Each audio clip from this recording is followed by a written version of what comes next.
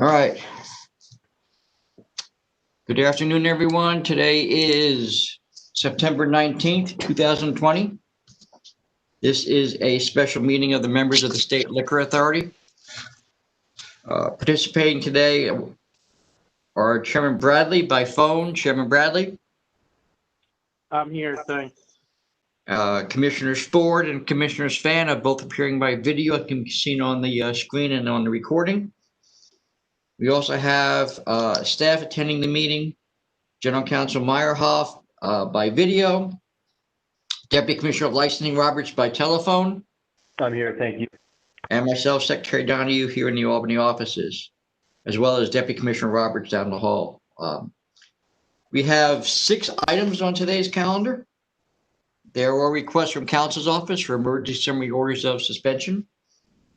And we'll start off with the first one, which is agenda number 1253Z. It's King's OP 1313000. The licensee is BCSW LLC. Good afternoon, Mayor. Office of Counsel submits the subject licensee, BCSW LLC, doing business as TEL, located at 683 Fifth Avenue in Brooklyn, New York.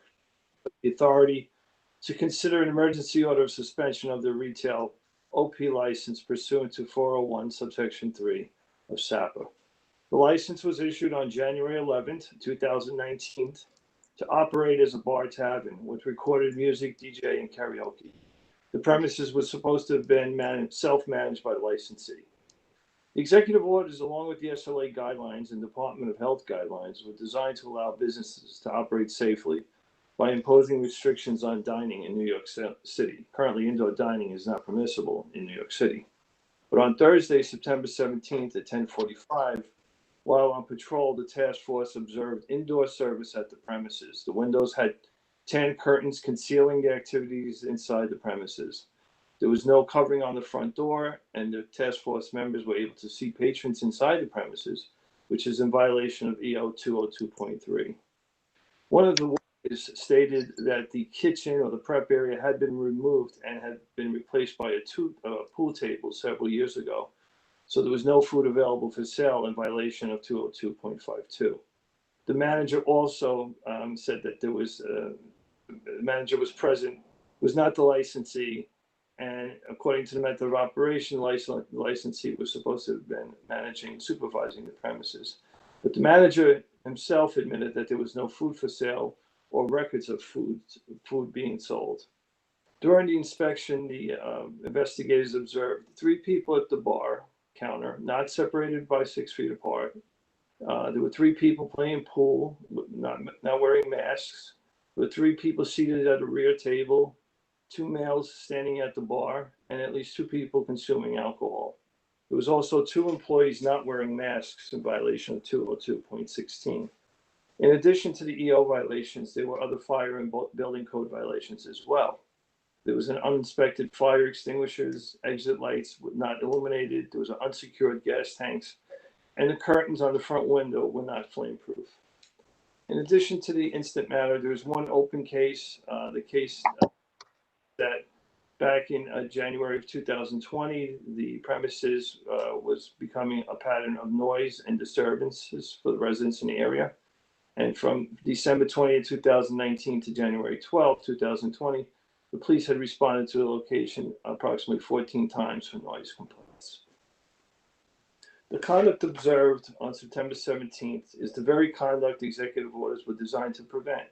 Service indoors, no food, patrons playing pool, people standing at the bar, employees and patrons not wearing masks and not social distancing. Operating the business in this manner jeopardizes the public health and safety. The executive orders were designed to prevent the spread of this deadly virus, and this licensee poses an imminent risk to the public, and we respectfully request that the members summarily suspend this license. Thank you.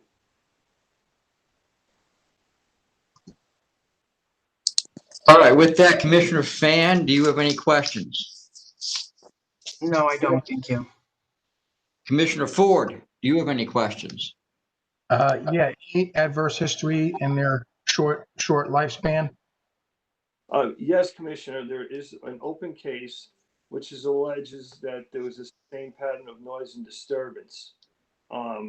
Between December 20th, 2019 through January 12th, 2020, the police responded to the premises approximately 14 times as a result of complaints for noise. Thank you very much, Counsel. All right, then, Chairman Bradley, do you have any questions? No, I don't have any questions. All right, with that, I'll call for the Hold vote. on, Tom, Yeah. just to clarify for the record. So, Mike, that's an open case that has not yet gone to hearing. But as far as Commissioner Ford's question, do we have a disciplinary history of cases where charges have been proved for this licensee? No, we do not. Okay, thank you. Just wanted to clarify that. All Thank right, you. with that, I'll call for the vote of the members. First, Commissioner Fan.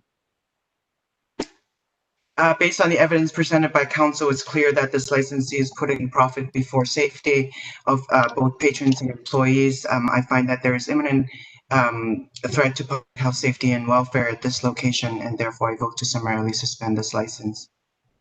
Hey, Commissioner Ford, your vote. Based on evidence presented by counsel, I also vote to summarily suspend. And Chairman Bradley. Based on the evidence presented, I think it's clear that this licensee has become a threat to the public health, safety, and welfare, so I vote to summarily suspend. All right, then the next item is agenda number 1253AA, Suffolk OP 1297233. The licensee is Patio Italian Kitchen, Inc. Good afternoon, Chairman, Commissioners. Senior Attorney Karamanal here on this request for emergency order summer suspension on Patio Italian Kitchen. This is case 14806. The original license date on this one would be October 24th of 2016. On Wednesday, September 16th, 6:50 p.m., Investigator Gerald Pope observed what he described as a huge party featuring over approximately 100 patrons in attendance with, quote, very few face masks and virtually no social distancing. As you can see from the pictures attached to the file, I was unable to get over one hand when I was counting the number of face masks utilized by the patrons in this at this gathering, by the pictures presented. Investigator Pope spent approximately half an hour taking pictures and observing the crowd, at which time he observed numerous patrons standing and mingling while consuming alcoholic beverages, with the staff taking no apparent measures to control the crowd. Or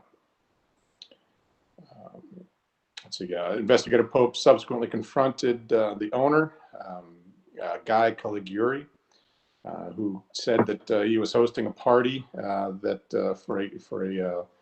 a local political candidate that, quote, got out of hand, unquote, by his own admission.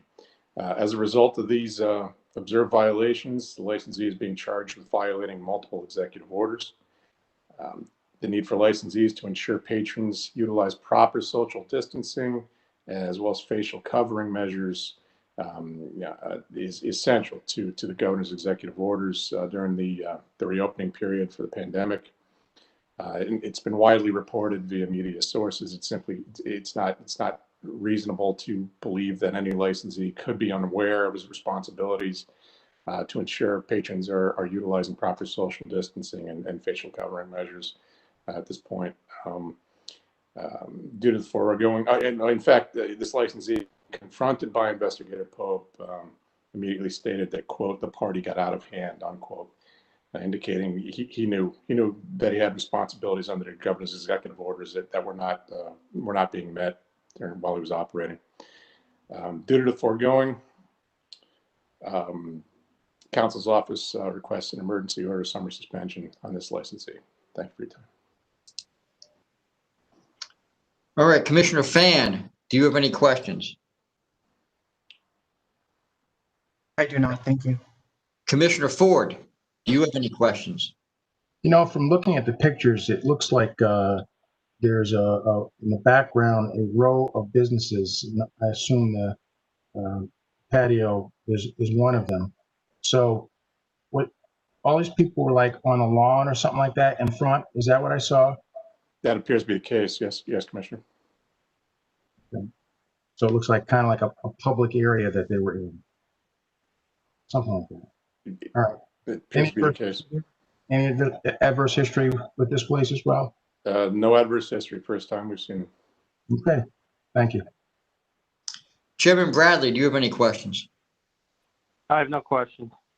All right, with that, I'll call for the vote of the members. First, Commissioner Fan. Based on the evidence presented by Council Carano,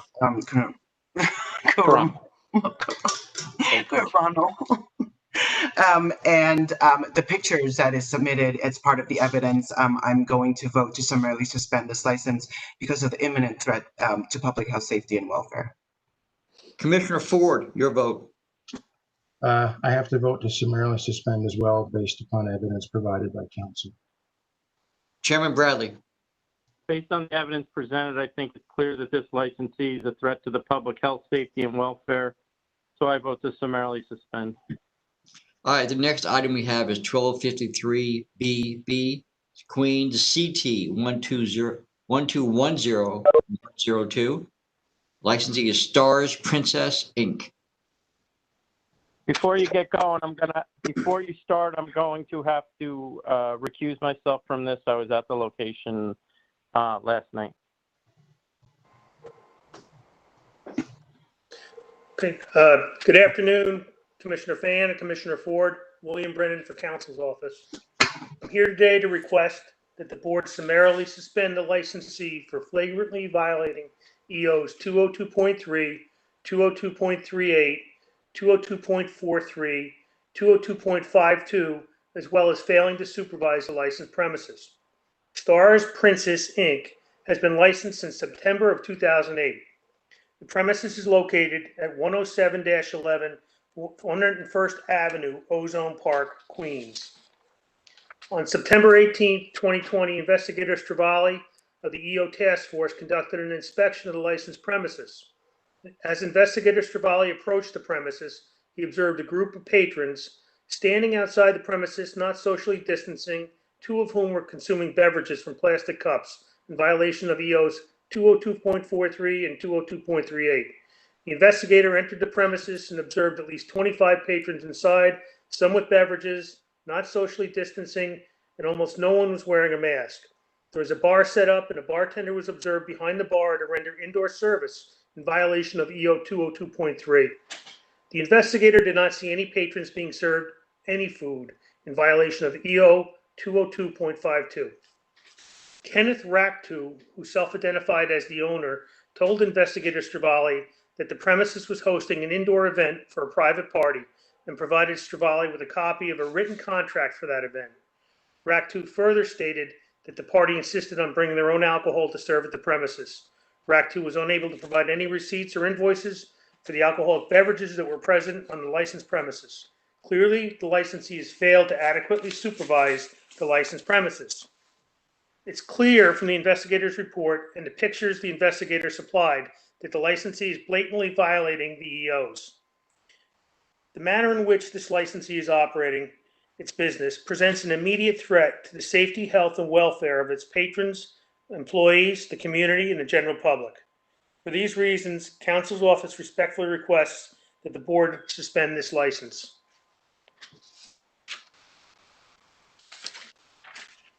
With that, Commissioner Fan, do you have any questions? It's BYOB allowed on the catering license? They're a license pursuant to authority's database as a tavern restaurant. Yeah, they may hold themselves out as a catering facility, and it looks like a kind of a catering hall, but their license is an OP. No, they're licensed as a catering. They are licensed as a It's catering. Oh, I'm sorry. I'm looking at something that says they're an OP. Is that incorrect? No, it's a catering license. Well, that address was licensed as a tavern, restaurant serving wine, beer, and liquor. Adam? Want to bring it up?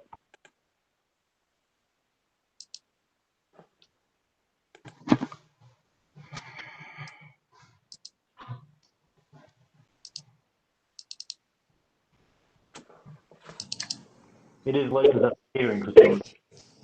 Wait, sorry, say that again, Adam? It is licensed as a catering facility.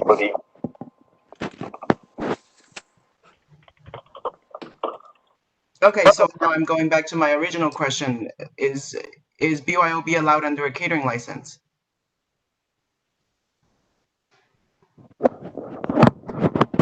I'm still confused because I have workflow open and I'm looking at it right now. And it indicates method of operation, tavern, restaurant serving liquor, wine, beer, and cider. The license itself, though, is a CT 246, which is a catering facility.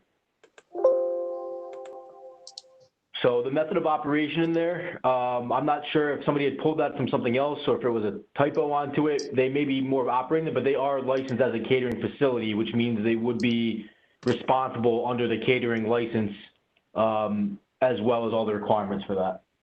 It does indicate under tavern and restaurant that it's a catering facility. For the record, whether it's a catering facility or not, the executive orders are prohibiting service inside. And whether the alcohol is owned by the licensee or not isn't determinative of whether or not there's service inside. So we present the case on that basis. I get it. I'm asking a yes or no question, though. I don't know the answer to that often. Commissioner Fan, yes, an on-premises licensee, if it chooses, can allow patrons to bring alcoholic beverages onto its premises as long as those alcoholic beverages are covered by the license. So, for example, a restaurant wine licensee can't allow liquor. And those licensees can also, though, charge what is commonly referred to as a corkage fee to open up, the bottles, or just for the privilege of bringing the beverages to the premises. Okay. And have any adverse history, Bill? In 2019, Commissioner, they were charged with non-bona fide, disorderly, and failure to conform to the license. They paid a fine of $4,000. Now, the incident was in January of 2019. Do you know what the non-bona fide is about? Yes, apparently they were charging a entrance fee to allow people to come in to drink. Okay.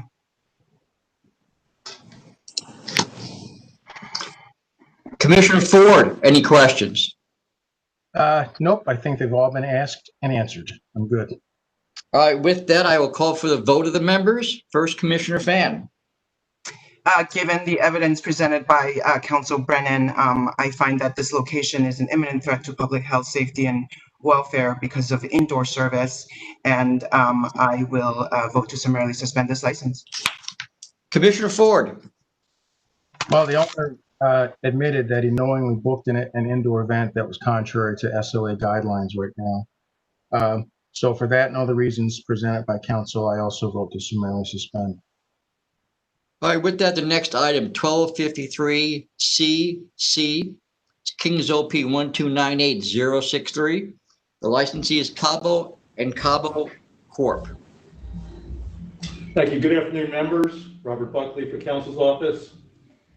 The location that Secretary Downey mentioned goes by trade name Los Cabos Cantina Restaurant, 4015 Fifth Avenue, Brooklyn, New York. That's in the Sunset Park area of Brooklyn, which is obviously New York City. A investigation has been commenced under case number 148407, and a notice of pleading has been issued against the licensee. It's based on a inspection that occurred on this past Thursday, September 17th, 2020, by Investigator Stravali and NYPD vice officers from 9:40 p.m. to 10:10 p.m. again this past Thursday.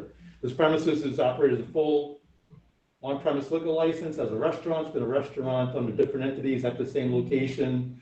This license was issued May 3rd, 2018. May 3rd, 2018, again as a restaurant with a very full, extensive menu with a chef employed from noon to 2 a.m. Monday to Thursday, noon to 4 a.m. on the weekends. Investigator Stravali and the other members of this executive order task force noticed this location while they're on patrol that there was coverings over the window of this location. And looking at Google Street View, this location is in the middle of the block and it's a narrow frontage. And there's also a bus shelter in front of the location. So Investigator Stravali's report doesn't mention it, but it would seem very impractical to have any outdoor dining. In any event, that's what alerted the task force to this location, and when they entered the location, they found, as per the diagrams, there's a small bar to the right-hand side of this location, and then booths going down the rest of the location. They found several people, 4 people sitting at the bar, 3 of whom had no face covering, and they were not social distancing. Against it's a small bar, only, I believe, seating for 4.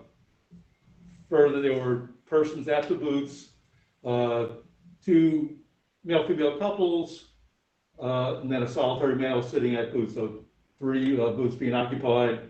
Persons were drinking at the location, not wearing face coverings on the booths, as well as the female bartender, Daisy Valdez, was identified as the daughter of the owner. The name of the licensee is Gloria Luna.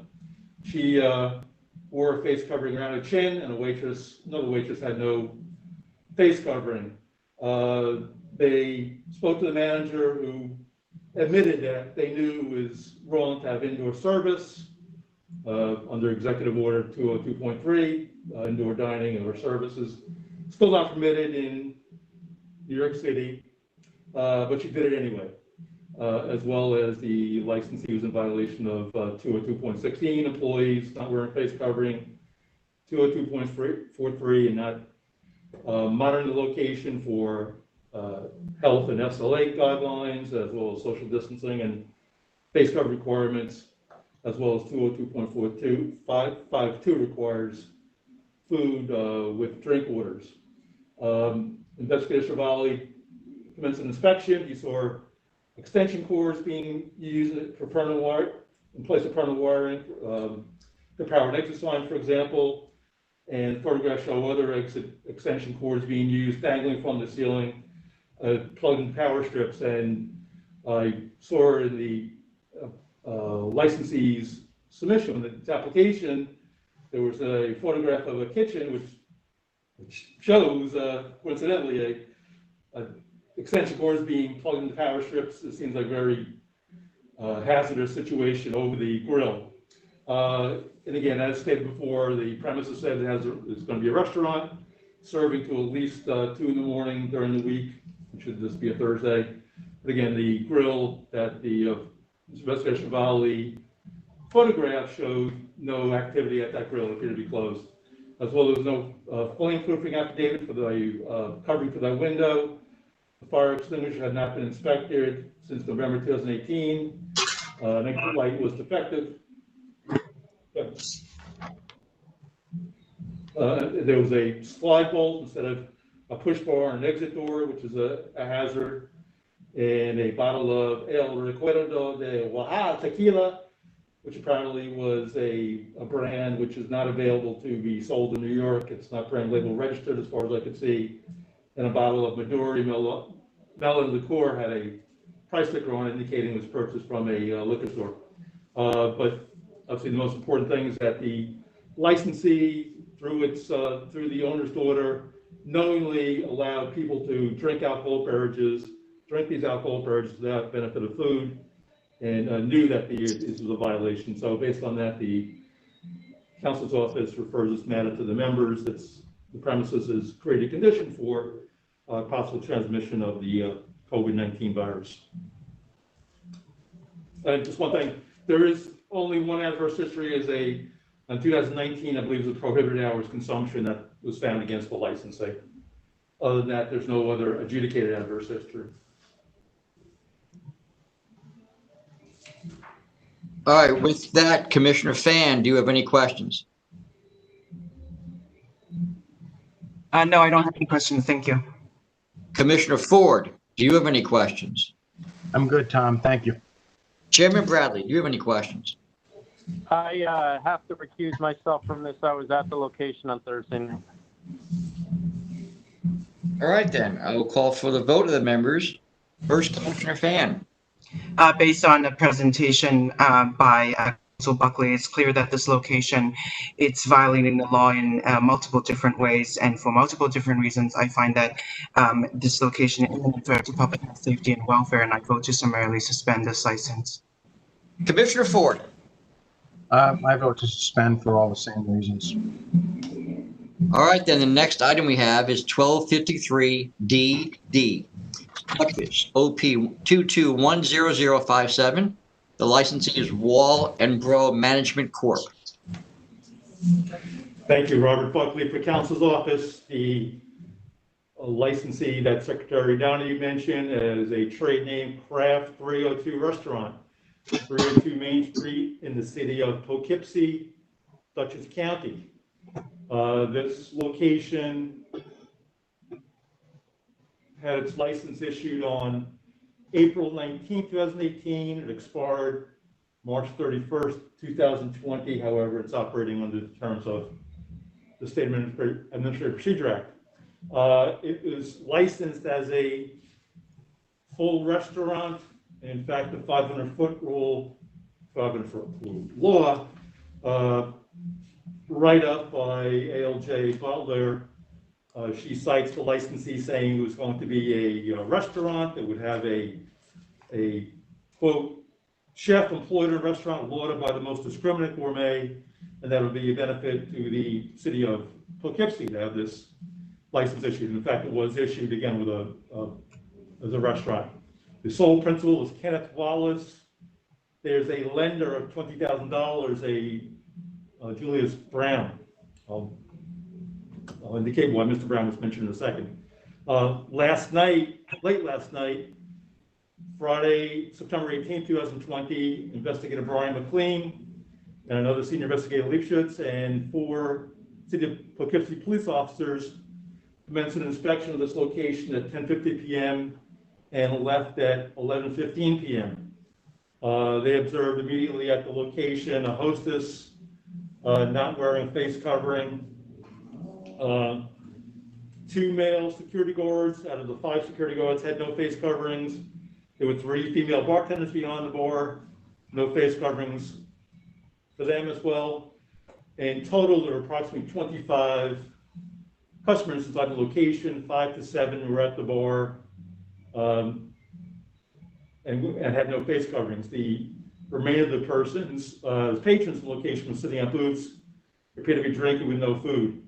Investigator McLean spoke to Mr. Wallace, Kenneth Wallace, the principal, and his quote, finance guy, Julius Brown, and both Mr. Wallace and Mr. Brown informed Investigator McLean that the premises did in fact have food and produce the menu, but they could not produce food receipts other than for 2 appetizers. It appears that the premises was operating more as a club or a bar, not in fact a restaurant. In fact, the restaurant as described in the 500-foot report of ALJ Borough.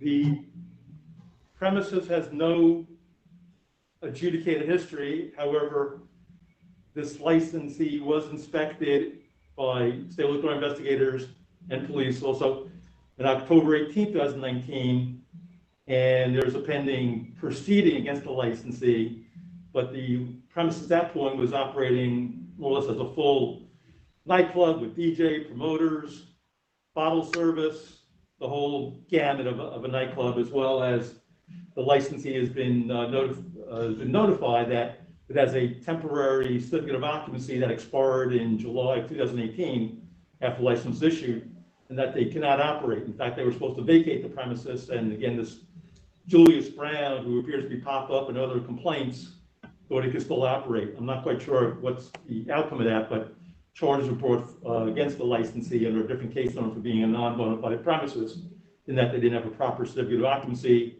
as well as another non-bona fide charge for not having the proper food. Again, the licensee purported in its application to be a restaurant with no music, DJ, karaoke, what have you, other than just a jukebox music. But it appears to be on this occasion, the licensee was in violation of the various executive orders, 202.16, various employees, also a male cook, as well as no face covering. But again, there did not seem to be food being served to any extent to the patron side of the location. So 202.16 for employee face coverings, as well as executive orders 202.3 and 202.52, in that there was indoor dining without food being served to these customers. So based on the investigation report of Investigator McLean, it seems that the licensee is in clear violation of the terms of its license, as well as the executive orders, which are designed to prevent the transmission of the COVID-19 virus. And so the council's office dismisses the members for a summary order of suspension. All right, with that then, Commissioner Fan, do you have any questions? No, I don't have any questions. Commissioner Ford, do you have any questions? Mr. Buckley, when did you say they were licensed again? I missed that. Yes, for sure. That'd be April 19th, 2018. And again, it's an expired license, but their operation under SAPA, again, based on the prior notice of pleading that's still pending against the licensee. So 4/19/2018, two and a half years ago. And did you say that the temp is expired right now and that they really should not even be open? That is the last thing I saw from the investigation that presented charges under 135806, that the city of Poughkeepsie's building department determined that they should vacate. But what I want to mention also is that the premises operates on the first floor and in the basement with an additional bar in the basement. The temporary certificate of occupancy expired again July of 2018 after the license was issued. The city of Poughkeepsie building department had issued a vacate order that they need an updated current certificate of occupancy to operate this location. And I'm not quite sure, again, based on the report of the investigator Del Pozo, whether or not there has been any resolution of that with the city of Poughkeepsie's building department as to an updated C of O for this location. So again, there's pending charges against that. And actually the licensee is not responded to, so maybe that matter should be referred to the member. Thank you. Chairman Bradley, do you have any questions? I have no questions. All right, with that, I'll call for the vote of the members. First, Commissioner Fan. Given the evidence presented by Council Brennan, I find that this location is imminent threat to public health, safety, and welfare, and I vote to summarily suspend this license. All right, then, Commissioner Ford. Based on evidence presented by Council Buckley, I vote to summarily suspend this license. And Chairman Bradley. Based on the evidence presented, I vote to summarily suspend. It's clear that this licensee has become a risk to the public health, safety, and welfare. All right, then, the next item I have is agenda number 1253EE. It's Albany, OP 2201005. The licensee is Jamelia Enterprises, LLC. Good afternoon, Chairman Bradley, Commissioner Fan, and Commissioner Ford. William Brennan for Council's office. I'm here today to request that the board summarily suspend the licensee for flagrantly violating EOs 202.41, 202.43, 202.52, and failing to adequately supervise the licensed premises. Jamelia Enterprises LLC, DBA Johnny's on Broadway, has been licensed since November of 2015. The premises is located at 1278 Broadway, Albany, New York. On September 18, 2020, investigators Benedetto and Figueroa conducted an inspection of the licensed premises. As they approached the premises, they observed at least 10 to 15 people standing out in front of the main entrance. In their words, hanging out, socializing, and drinking. No one was observed to be wearing any facial covering while outside. Figueroa entered the premises in an undisclosed capacity and observed numerous patrons standing and walking freely inside the main bar area without any facial covering or social distancing apparent. Figueroa estimated there to be at least 60 to 70 patrons in the bar area, with patrons, quote, 2 rows deep, standing at the bar trying to order beverages from one bartender. The patrons were not wearing any facial coverings, nor were they social distancing. The bar was so busy, Figueroa waited about 15 minutes before the bartender took his order. The area in the back of the premises was filled with patrons, approximately 20 to 30. There was music playing, and Figueroa observed 6 to 8 patrons dancing. The investigator was not required to order any food, nor did he observe any patrons consuming food.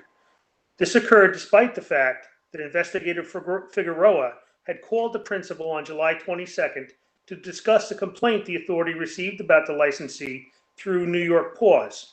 During that conversation, Figueroa advised the licensee that the authority makes periodic inspections to ensure compliance with the EOs.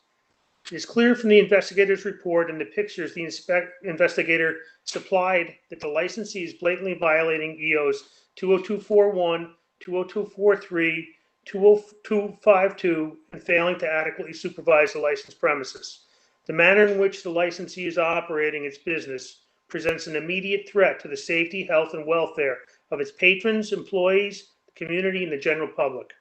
For these reasons, counsel's office respectfully requests that the board suspend this license.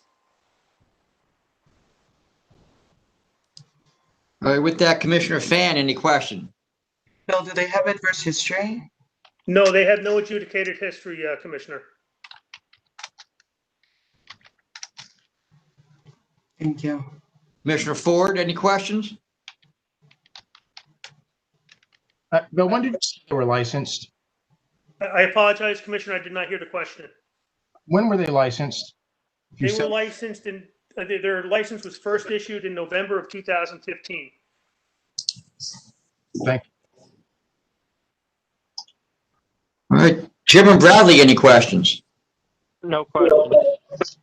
All right, with that, I'll call for the vote of the members. First, Commissioner Fan. Given the evidence presented by Council Brennan, it's clear that this location is an imminent threat to public health, safety, and welfare, and I vote to summarily suspend this license. Commissioner Ford. Based on the evidence presented, I vote to summarily suspend as well. Chairman Bradley. I vote to summarily suspend based on council's presentation. It's obvious that this licensee is a risk to the public health, safety, and welfare at the time. All right, then. Chairman, I have no other items on today's calendar. Do you have anything else? No, thank you all very much. All right, with that, then, this meeting is adjourned. Thank you. Thank you, Tom. Thank you, team. Thank you. Thank you, commissioners. Bye-bye.